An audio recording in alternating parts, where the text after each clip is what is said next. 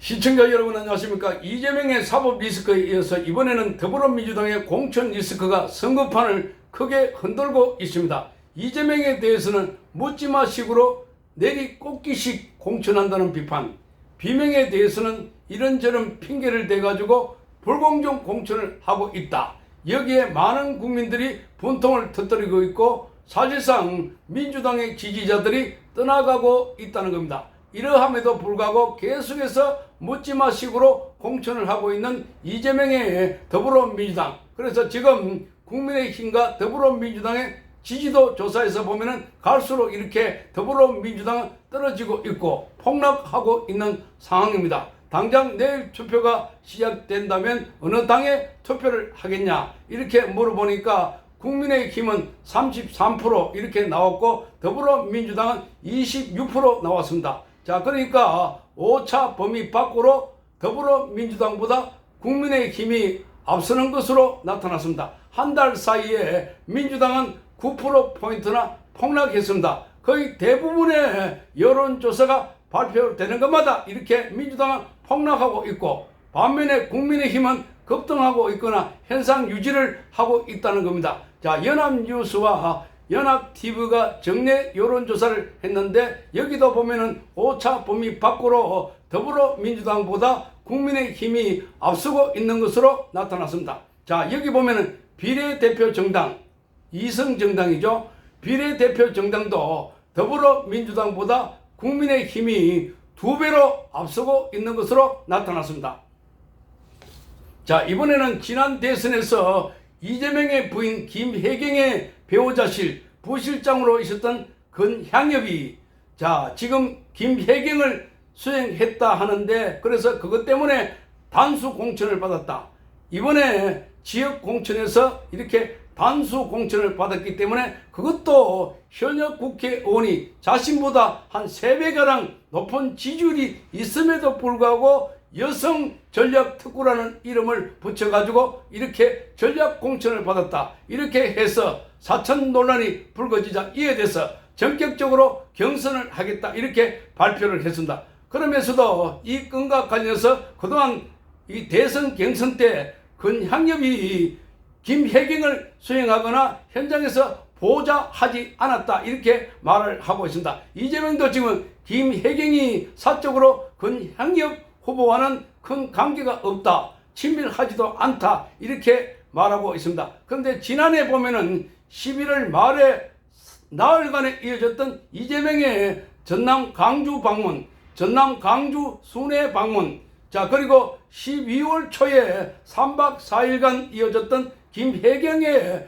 경북 방문 과정을 직접 촬영해가지고 권향엽이 자신의 페이스북에 게재된 것으로 알려졌다. 이렇게 펜앤마이크가 보도를 했습니다. 자, 그러니까 사진에 같이 나온 것은 아닌데 자, 김혜경의 행사를 직접 촬영해가지고 자신의 페이스북에 올린 걸로 보이는 겁니다. 자, 그래서 지금 그 당시에 권향엽의 자신의 페이스북에 올렸다는 것입니다. 자, 이거를 보면 분명히 수행해가지고 찍은 사진이 아닐까 이렇게 보이는 겁니다. 자, 이재명이 방문했던 지역들, 그러니까 순천, 여수, 여기, 그리고 김혜경이 방문했던 대구와 경주, 상주 이 사진들로 채워져 있는데 그 중에 김혜경이 방문했던 사진들은 권향엽 예비 후보가 이렇게 직접 수행한 것 아니냐 하는 그게 증거가 될 수 있다 하는 지적입니다. 자, 그러니까 이게 일상적인 행사를 했는데 그 행사를 자신의 페이스북에 올렸다는 것은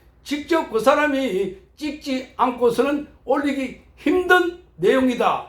거기도 보면은 코멘트를 달았습니다. 뭐 아기를 안고 있는 모습에 어떤 남성이 보이는데 자, 그 행사에 그 남성이 굉장히 자유롭게 보인다. 이런 것까지도 적었다는 것은 바로 본인이 김혜경을 수행한 증거가 아닐까 하는 의구심입니다. 더불어민주당의 공천 파동은 끝이 없는 듯 보입니다. 불공정 논란은 끝없이 계속 이어지고 있는 것 같습니다. 자, 이재명과 관련해서 얼마 전에 여론조사 기관이 개입해가지고 특정인을 배제하는 여론조사를 했다. 자, 거기다가 또 하위 10%, 20% 평가를 할 때도 빵점을 줬다. 이렇게 해서 친명은 공천하고 비명은 아예 공천을 받지 못하도록 하는 이런 제도를 운영하고 있다는 비판이 쏟아져 나오고 있습니다. 그래서 더불어민주당에서 탈당을 하거나 이재명과는 도저히 같이 못 있겠다고 해서 집당 탈당 이런 태세도 보이고 있는 상황입니다. 자, 이러한 가운데 이재명의 부인 김혜경 씨에 대해서도 여기에 배우자실을 둬가지고 배우자실에 부실장 했던 사람이 지금 여성 전략 공천 특구다 해가지고 거기 공천을 줬다가 이게 막 들고 일어났습니다. 자, 도대체 현역은 지금 그 후보보다 지지율이 3배가 더 높은데 그걸 배제시키고 단수 공천을 줬다가 당 안에서도 비판의 목소리가 터져 나오자 그걸 다시 취소를 하고 경선을 하겠다 이렇게 밝혔습니다. 자, 여기서 끝난 게 아닙니다. 또다시 이렇게 이재명 관련해서 또 사천 논란이 불거져 나왔습니다. 한 후보에 대해서 충북, 청주, 청원에서 두 사람의 경선을 치르게 되는데 그 중에 한 사람인 신용환 전 서원대 교수에 대해서 이재명 대표가 후원 회장을 맡았다. 이렇게 해가지고 지금 이게 또한 파장을 불러일으키고 있습니다. 자, 그래서 지금 당 대표가 특정 후보 그것도 두 사람이 경선하고 있는데 여기에 후원 회장을 맡았다 하는 이 자체가 도장을 콱 찍어갖고 이 사람은 내가 미는 사람이니까 이 사람을 공천시켜 주십시오. 자, 이 사람을 당선시켜 주십시오. 이렇게 말하고 있는 것 아닐까 하는 겁니다. 자, 있을 수 없는 일이고 이게 지금까지는 당 대표가 경선 과정에서 후원 회장을 맡은 적이 없다고 합니다. 자, 그러자 이 건과 관련해서 서원대의 신용환 교수는 자, 이게 당에 대해서 자, 이 전략적으로 당에서 판단했던 것 같다. 이제 영입 우대 차원에서 이재명 대표가 후원 회장을 맡았다. 이런 취지로 설명했다고 말했습니다. 그러니까 이 말을 들어보면은 아예 이재명이 전략적으로 후원 회장을 맡아가지고 이 후보를 찍어달라 이 말을 하는 것 같다는 겁니다. 자, 그런데 이 상대 후보인 송재봉 이 사람은 문재인 정부 때 청와대 행정관을 지냈습니다. 송재봉 전 행정관은 이재명 대표가 후원 회장을 맡았다는 것에 대해서 상식적으로 납득이 안 된다 이렇게 말했습니다. 정식으로 중앙당에 이의 신청하겠다 이렇게 밝혔습니다. 이재명이 왜 특정 후보에게 특정인에게 후원 회장을 맡았을까? 이게 의문입니다. 자, 이것은 이례적이다. 그래서 이재명이 이렇게 말합니다. 이 엄정한 상황에서 이제 영입한 사람에 주는 특별한 명령으로 알겠다. 이렇게 이재명은 말을 하고 있습니다. 자, KBS가 이렇게 TV 토론 이게 지금 관건인데 KBS가 맨 처음에 한동훈 비대위원장과 이재명의 TV 토론을 제안했습니다.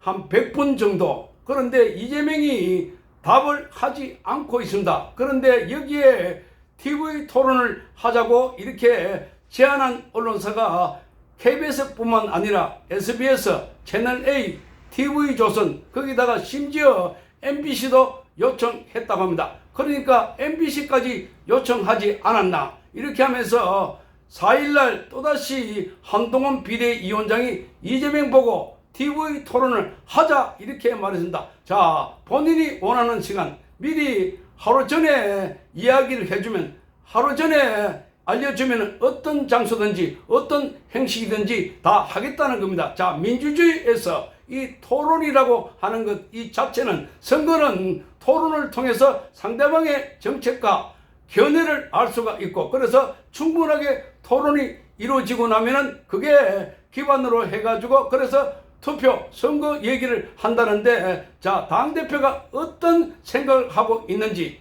자, 지금 현안 문제에 대해서 어떤 방향지에 대해서 이거는 알 필요가 있다. 기본적으로 해야 될 것 중에 하나가 된다. 그래서 토론은 아주 중요한 것입니다. 이재명은 토론을 아주 잘하고 또 토론을 통해서 상대방을 설득한다고 했는데 왜 토론을 피하고 있을까? 이게 이재명의 딜레마가 아닐까 이렇게 보이는 겁니다. 자, 그래서 지금 리얼미터 여론조사에 의하면 이렇게 나왔습니다. 국민의힘에 46.7% 이렇게 나왔고 더불어민주당은 39.1% 이렇게 조사가 됐습니다. 그러니까 5차 범위 밖으로 국민의힘이 더불어민주당보다 앞서고 있습니다. 총수를 앞두고 있는 시점에서 중앙일보가 발표를 했습니다. 그러니까 특히나 서울에서의 조사가 더불어민주당보다 국민의힘이 크게 올랐습니다. 그래서 국민의힘은 10%포인트 이상 폭등했고 반면에 더불어민주당 9% 정도 폭락했습니다. 서울에서 국민의힘은 지지율이 폭등했고 반면에 더불어민주당은 폭락했습니다. 자, 그래서 지금 이게 더불어민주당의 공천 과정에서 벌어진 친명에게 무리하게 공천 주기 위해서 여러 가지 룰도 바꾸고 규칙을 바꾸어 가지고 상대방에 대한 그러니까 비명계에 대한 탄압, 억압 이런 것들이 지금 국민들로 하여금 민주당은 공정, 정의 이런 용어가 전혀 어울리지 않는 정당이다. 이재명의 정당을 만들기 위해서 혈안이 되어 있다. 이렇게 보는 겁니다. 자, 그래서 이재명 전체가 이기는 것보다 민주당 전체가 이기는 것보다 이재명을 지키기 위해서 이재명을 살리기 위해서 총력을 기울이는 것 같다. 이런 이야기가 나오는 겁니다. 그러니까 더불어민주당은 이재명의 개인이 당이다. 이재명의 사당이다. 그래서 지금 서울 시민들은 이걸 반영하고 있는 것 같습니다. 민심이 돌아서고 있다. 자, 민심이 옮겨가고 있다. 이런 이야기가 나오고 있습니다. 그래서 지난달 28일부터 29일 사이에 전국에 걸쳐가지고 18세 이상의 1100명을 대상으로 이렇게 조사를 했는데 이렇게 나왔습니다. 자, 더불어민주당의 이재명의 공천의 파동을 이렇게 겪으면서 선대위원장을 찾고 있습니다. 자, 선대위원장을 맡을 사람이 없다. 이 정도면은 그야말로 공당으로서 역할은커녕 이재명의 개인 사당이다. 그러므로 인해서 이재명이 선대위원장의 김부겸, 정세균에게 맡아달라고 부탁을 했지만 거부당했다고 합니다. 자, 최근에 이재명이 친명계를 공천하면서 비명행사, 자, 친명행제, 비명행사라는 말이 나돌고 있는 상황에 비명의 여기에서는 집중적으로 공격을 하면서 공천을 배제했다. 그래서 불공정 공천이다라고 해서 사천이라는 비판받고 있는데 전직 두 총리도 거절하는 입장을 보였다고 하니까 자, 그러니까 이재명이 여기에 나서가지고 선대위원장을 갖다가 지금 어떤 사람을 올려야 할까? 비교적으로 온화한 이미지를 갖고 있는 정세균, 김부겸에 맡기게 되면 전국적으로 바람을 일으키고 또 이렇게 해가지고 그동안 공천 과정에서 말썽이 많았던 문제도 희석시키기 위해서 이 두 사람의 전직 총리에게 부탁했다고 하는데 모두가 다 거절했다고 합니다. 그러니까 자, 이해찬에게도 공동선대위원장을 부탁을 했는데 이해찬은 뭐 건강이 좋지 않다. 그러면서 최근에 공천 파동에 따라서 고심을 해보겠다. 뭐 이렇게 해가지고 선뜻 허락을 하지 않고 있는 상황에 있습니다. 그러니까 지금 선거가 30여일 앞두고 있는 상황에서 자, 이재명 그야말로 발등에 불이 떨어졌다. 공동선대위원장을 꾸리지 못해서 비상이다 하는 겁니다. 이 기사로 나왔습니다. 이 말이. 자, 그래서 이재명은 지난달 김부겸, 정세균 또 이해찬 전 대표에게 공동선대위원장을 공식적으로 제안했다고 합니다. 그러나 두 전직 총리는 모두 거부 의사를 받겠다 하는 겁니다. 자, 두 전직 총리는 앞선 민주당의 공천 잡음에 대해서도 이렇게 말했습니다. 이재명 대표가 지금의 상황을 바로 잡아야 한다.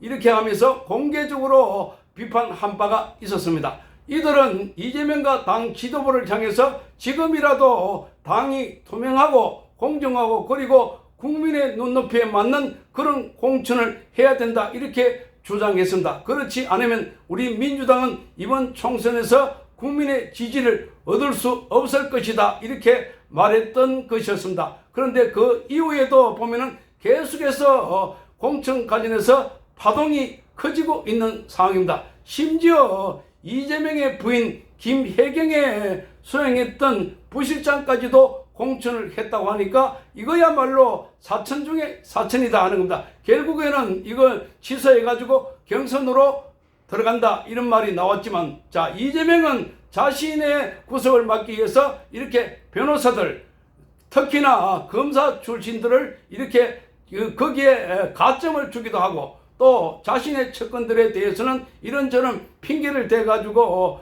단수 공천을 하고, 자기와 관련 없는 말하자면 비명계들은 경선을 시켜가지고 떨어뜨리고 있다 하는 비판을 받아왔습니다. 자, 그러니까 지금 뭔가 이 시스템 공천을 하고 있다 이렇게 말은 하고 있지만, 그러나 더불어민주당을 완전히 이재명 개인 정당으로 만들어 버렸다 하는 겁니다. 그러니 이 정당에 오랫동안 몸담았던 이 정세균, 김부겸 모두가 여기에 선대위원장을 맡을 수 없다 하는 이유를 대고 있는 것입니다. 자, 그래서 이해찬 전 대표도 지금 제의를 받았고 최근에 건강 상태가 좋지 않아서, 그런데다가 공천 잡음으로 인해서 고심을 거듭하고 있다고 이렇게 알려지고 있다고 뉴시스가 보도를 했습니다.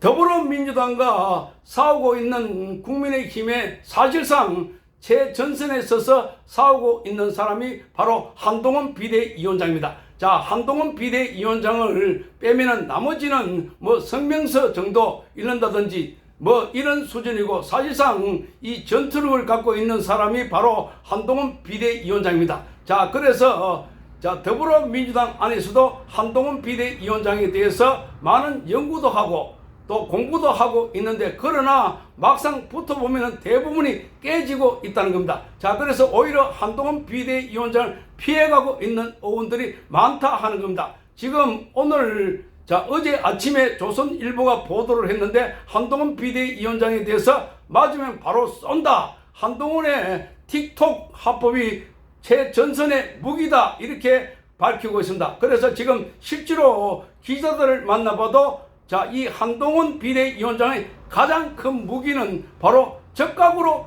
대응을 한다는 겁니다. 지금까지는 보수 진영에서 야당으로부터 공격을 받거나 이러면은 한참 있다가 뭐 성명서가 나왔거나 대응하고 있었는데, 한동훈 비대위원장은 그렇지 않고 야당 의원들이 공격을 하거나 거기서 문제가 생기면 바로 즉각 대응을 하고 있다는 겁니다. 이걸 갖다가 제가 표현을 하면은 촌철살인이다 이렇게 표현을 하고 싶다.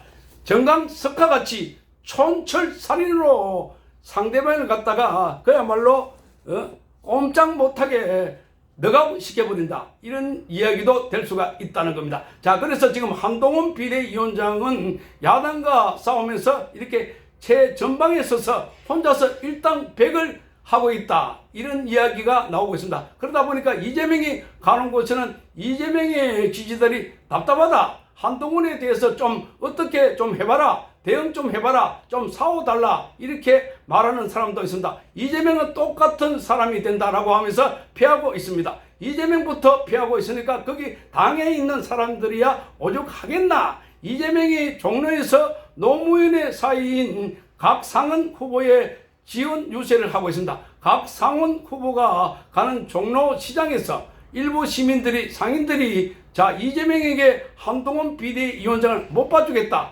제발 좀 사오라, 좀 저격해달라 이렇게 말했습니다. 여기에 대해서 이재명의 대답이 걸작입니다. 자, 같이 싸우면 똑같은 사람이 된다, 같이 싸우면 똑같은 사람이다 이렇게 말했습니다. 그러니까 여기 자, 상인들이 보기에도 자신들이 민주당을 지지하는 사람인데, 자, 이 한동훈 비대위원장을 보면은 속이 불이 난다는 겁니다. 속이 터진다는 겁니다. 곳곳에 다니면서 자신들에 대한 약점을 잡아가지고 공격하고 저격하고, 자, 그리고 더불어민주당의 핵심 문제를 콕 집어가지고 공격하고, 한동훈 비대위원장이 가는 곳마다 이렇게 구름대 같은 인파가 몰려들고, 이러니까 지금 한동훈 비대위원장이 자, 자기들 눈에는 가시 같다 이런 겁니다. 이렇게 한 사람이 그렇게 지적한 걸로 보입니다. 자, 그래서 각상은 변호사와 함께 이 이재명 대표가 창신시장을 방문했는데 지원 유세를 했다는 겁니다. 자, 그래서 거기서 한 시민이 이재명에게 압수를 하면서 자, 한동훈 비대위원장을 좀 저격해 달라. 속 터져서 못 살겠다. 속 터져서 못 살겠다. 이렇게 말했습니다. 대변인들이 뭐 하는지 모르겠다. 대변인들이 뭐 하는지 모르겠다 하는 이 말은 한동훈 비대위원장이 핵심을 콕콕 집어가지고 설명하고 또 저격을 하니까 그러니까 민주당에 타격이 오는 겁니다. 자, 민주당의 문제를 바로 정조준을 해가지고 이렇게 직격탄을 보내니까 거기에 지금 지지자들이 보더라도 속수무책으로 당하고 있는 민주당이 도대체 뭐하고 있나? 그래서 지금 이재명 보고 지금 저격해 달라고 하니까 이 얘기에 대해서 이재명이 웃으면서 같이 싸우면 똑같은 사람이 된다. 이렇게 말을 했습니다. 같이 싸우면 똑같은 사람이 된다. 그러니까 지금 이 말을 보면은 이재명이 한동훈 비대위원장을 얼마나 피하고 있는지를 잘 알 수 있는 대목들입니다. 자, 그래서 국민의힘의 공천이 지금 막바지에 접어들고 있습니다. 그동안 여러 형태의 단수 공천, 경선 이런 걸 통해서 후보 윤곽이 착착 드러나고 있는데 지금 여기 보면은 유영하 변호사가 박근혜 전 대통령의 핵심 측근인데 유영하 변호사가 대구 달서갑의 단수 공천이 됐습니다. 자, 그러니까 전략 공천, 단수 공천 똑같은 말인데 자, 이렇게 되면은 유영하 변호사 박근혜 전 대통령 측근이면서 오랫동안 여기 지역에 기반을 두었던 유영하 변호사가 단수 공천을 받게 되면 그야말로 당선이 확실해 보입니다.